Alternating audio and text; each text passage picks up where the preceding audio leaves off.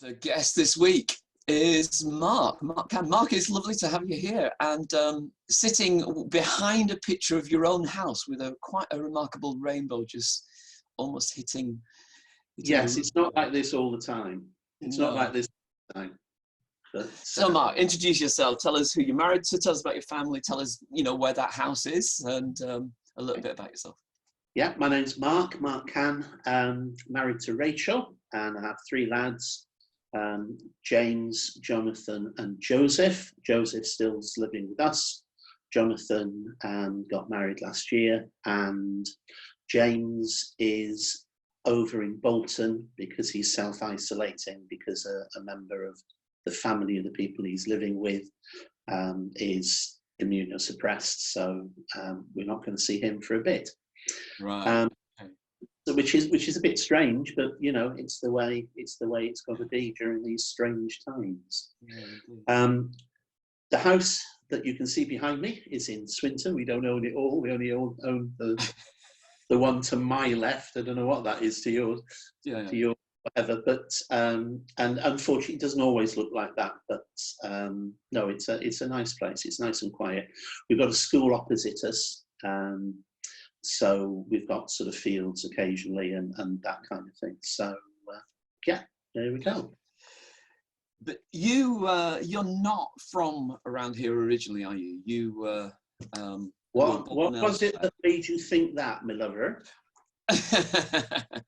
Where was it? Tell us about your from Somerset. From Somerset. I was born just outside Bristol, but then my parents moved down to Somerset. My dad took over the headship of a special school in Street in Somerset, and we went to live in Glastonbury, just the foot of the Tor, actually. Oh. So that was interesting. Lovely place to visit. Terrible place to be brought up in as a teenager because there's very little there, and that is there, a lot of it is pretty weird. So because you've got all the new age stuff and what have you. So what was it like being brought up there? Tell us about your family life being brought up. We went to a very traditional Brethren church, which I suspect probably people who had joined the Victorian Brethren movement would have recognised. It simply hadn't changed for virtually 100 years, which had its advantages and disadvantages. We were shielded from certain things, but then our outlook was quite blinkered as well. And what it meant was that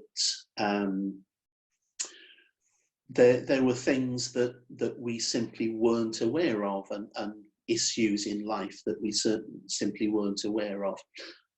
So when I then went off to university at Warwick, it was a bit of a culture shock, really. And again, some of the stuff that was going on was fantastic. You have whole new horizons open to you, and then there's some things that you think, gosh, I really don't like that. That's not how life is supposed to be. So, it's positives and negatives, really. The Brethren were a sort of a group linked with the holiness movement. It was sort of like quite conservative, quite, in a sense, quite closed with the wider culture, some of them at least. And no clergy, no full-time ministers or anything like that. Yeah. It's all very... Yeah, which meant that we were always very involved in the church. So I got used to, even at a relatively young age, speaking and doing children's work and Sunday school and stuff like that. So public speaking, I don't have a problem with. I spent time doing it as a teacher, but even before that, I'd actually done a fair bit of public speaking anyway. So that was one of the benefits. Unfortunately, I think the sort of tendency towards a closed mind was one of the problems, and I'm still working on that. It was while you were in Warwick that you met Rachel, I believe, yeah? It was, yes. Rachel came from Warrington, and it's interesting because sometimes things happen to us that we don't want to happen, and that's not anything to say to do with Rachel. What I mean is, She's not the place to say that. No, but Okay. he said this wasn't going to be a therapy session, didn't he? But when I was at school, I messed up a set of A levels basically, which meant that I had to go back and do another 2 years, which meant that I went to university 2 years later than I would usually have done, and that 2 years was a horrific time, really, because, you know, all my friends were going off to university and what have you, and I was still stuck at home. And as I said, it was quite an enclosed home, so it was difficult. But then, of course, I did 2 years at Warwick. The degree I was doing was 4 years. And then Rachel arrived. Now, what I hadn't thought of course, was that if I hadn't lost the 2 years, then I would never have met Rachel. Right. So, you know, because otherwise our time wouldn't have overlapped at Warwick. So it was, you know, it's an interesting thing that God sometimes brings things into our lives that we would never choose, that we don't understand at the time, but then he actually uses them to our good and to our benefit. So after Warwick, then you moved north, didn't you? You moved. We did, yeah. Rachel and I both trained as teachers, and we got married while Rachel was still at university, and so I taught in Taunton for a year, but then we realised that at the time there's no way 2 teachers' wages. We could afford a house in Taunton, or in Somerset in the southwest. So we looked north. Rachel came from Warrington, so we both got jobs with Salford, and I started at Godfrey Erman in Eccles, Patrick Croft Eccles, and then at a school called Tootle Drive in Weast, which is sort of outer inner city. So we had some interesting kids. Then I went on to do to specialise in special education, and I did 12-13 years at Salford's primary special needs school. So that's kind of how we moved north. We saw the house behind us, and it was actually owned by a Christian who, when we were walking around outside, was in the front room praying that somebody who was a Christian might want to buy the house from him because his wife wasn't well. So, you know, it was again interesting. Yeah. A whole load of coincidences, as people might put them, but we probably wouldn't. Yeah. Your teaching career came to a bit of a crashed end, didn't it? Yeah, it did. I ended up, got to be careful I'm not libelous here. I ended that's quite important, actually. It's a bit like, have I got news for you? Did the lawyers hear this? Yeah. So due to a number of circumstances, I actually ended up with PTSD and mental health issues and burnout and all sorts of things. And so I ended up having my contract terminated, which was it was a horrific process because it lasted a year. And we knew something bad all out throughout the year. We knew something bad was going to happen, but we didn't know what it was going to be. So the pressure during that year was unbelievable. However, as I said, my contract was terminated, but because we had provided so much evidence of my illness, I was actually able to get retirement due to ill health. Right. Which again was very much, we felt, from God, because we had several people who worked for teaching unions and things like that, who, unbeknown to us, had said to our friends, there's no way he's going to get that because you've got to be virtually dead to get that. And we did. So, you know, the Lord was working there. And it coincided with a time when suddenly you were perhaps needed by your extended family in a way that you hadn't been previously. Yes, yeah.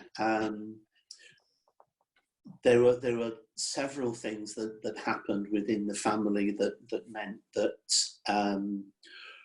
really I was needed to act in a carer role, in a supportive role, which I simply wouldn't have been able to do had I not lost my job. Now, again, it's another one of those things, you would never volunteer for it. As I said, the year's process was horrific, but looking back on it, you can actually see that God was in it, and God was working, and still is today, because, you know, at the moment I'm doing 2 half days as carer for Rachel's dad, who's very unwell with dementia. And so I go over on a Monday and over on a Friday and take him out. I used to take him out, and, you know, we'd go to McDonald's, and obviously we can't do that now. But again, as I said, these are things that I wouldn't have been able to do. So, you know, the Lord knew what he was doing, even though we didn't. When you look over your shoulder and you sort of scan the things that have happened, the things you've lived through, the things that you've encountered, what have you grown most appreciative about the Lord in all of that? That he still wants me, because I've kicked and I've screamed and I've complained about everything he's done. You know, let's be honest, you know, I have. It's been very, very difficult. And you would hope that you would say, oh, well, you learn from these experiences, and you learn from that experience, so next time you won't be. But actually, I do anyway, and I suspect most of us, we do have a tendency simply to react again. So I think it's the appreciation that God hasn't actually said, do you know what? All right, go away. You know? I've had enough. So I've had it with you. But the fact that he hasn't done that, I find very, very humbling, and I find very, very, no, embarrassing is the wrong word. I find it very, very, I'm very grateful to God that he hasn't actually sort of said, do you know what, off you go, come on, you know, because I know what I deserve, you know. And as I said, I don't think it's just me. I think all of us, our immediate reactions to things are not necessarily with our spiritual hat what we would hope they would be. Sure. Because we're human, you know. Yeah. So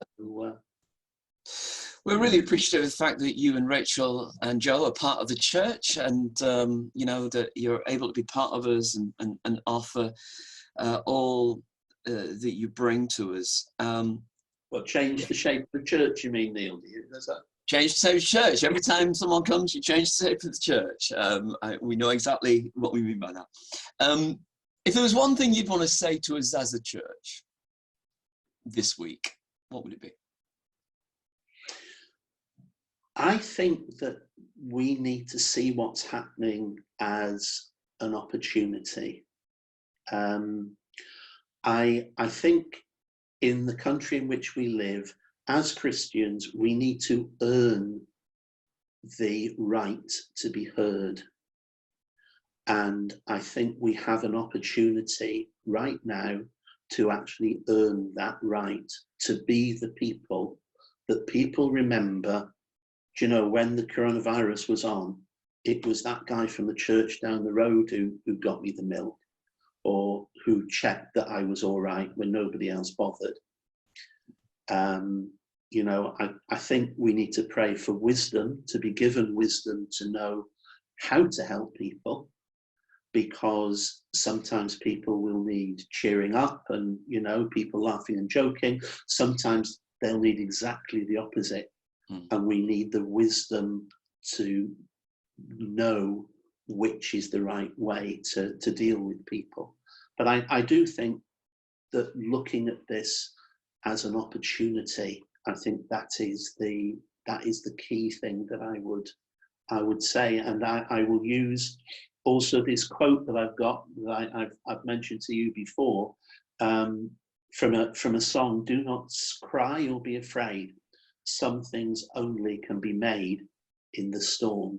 And I think that's true. I think God is forging things in people's lives during this difficult time that actually would never be able to be done in any other way. And so I think that's, to me, that's what I would say to the church in general. And thank you for welcoming us, because we it's very much appreciated. Mark, thanks ever so much for sharing this afternoon, and just giving us a little insight into who you are and what God's done, and just a word of encouragement. So bless you as you continue to do your work of caring for your wider family and for the folks around you. And thanks for the time today.